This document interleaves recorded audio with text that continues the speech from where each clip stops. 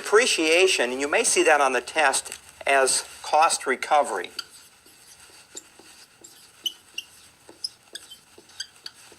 Cost recovery or depreciation is the same thing. And both of these are tax terms. Both of them have to do with your IRS forms.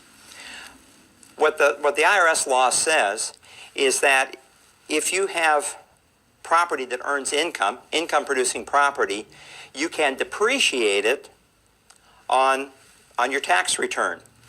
And that depreciation or that cost recovery, for example, if it's a residential development or let's say apartment complex, you can depreciate over 29 and a half years. If it's a commercial warehouse, it's 39 and a half years. And I won't go into how you do that. You're not going to see questions on that. But just be aware that when they talk about depreciation, they're talking about a tax term, they're talking about cost recovery, and that is not deductible on your 1040, on the Schedule A of your 1040. It's only applicable to assets used in a trade or business. Now, there's another tax benefit of home ownership, and that has to do with the sale of your property.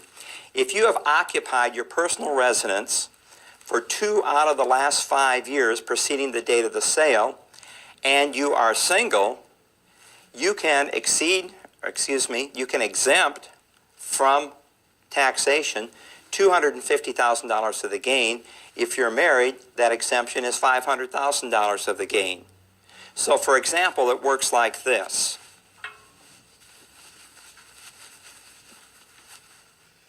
We'll say that you purchased a house 10 years ago and you paid $400,000 for that property. Okay, that's what you paid for it.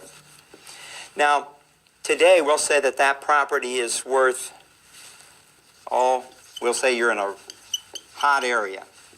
It's worth $700,000.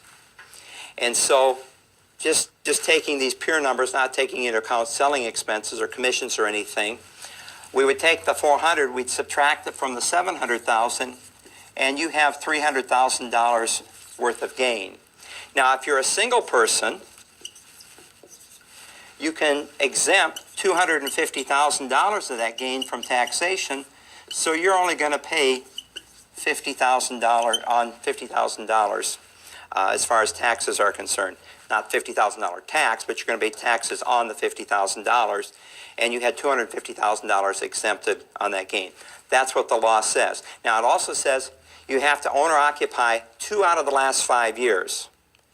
So if you live there 2 years and then you've been out 3 years, you still meet the terms and conditions that the IRS has here. So owner occupied 2 out of the last 5 years. Remember, $250,000 excluded if you're single, $500,000 if you're married, and you've got the answers on the test.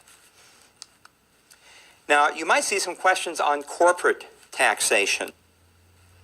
When you talk about a C Corp or a C corporation, profits taxed at the corporate level, dividends taxed at the shareholder level, we call that double taxation. If you're talking about a C corporation, you're talking about General Electric, you're talking about Microsoft, you're talking about Chrysler Daimler. Those are C corporations.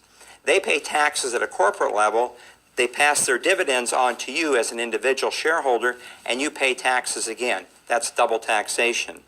Now, if you have a corporation and you report under subchapter S of the tax code instead of subchapter C, what happens there is the profits are only taxed once at the shareholder level. Now, what happens there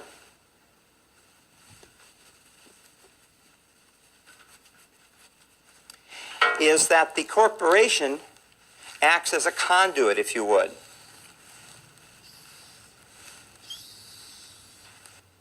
And so you have the profits that come in at the top here, but instead of being taxed at the corporate level, they're going to be taxed down here at the shareholder level.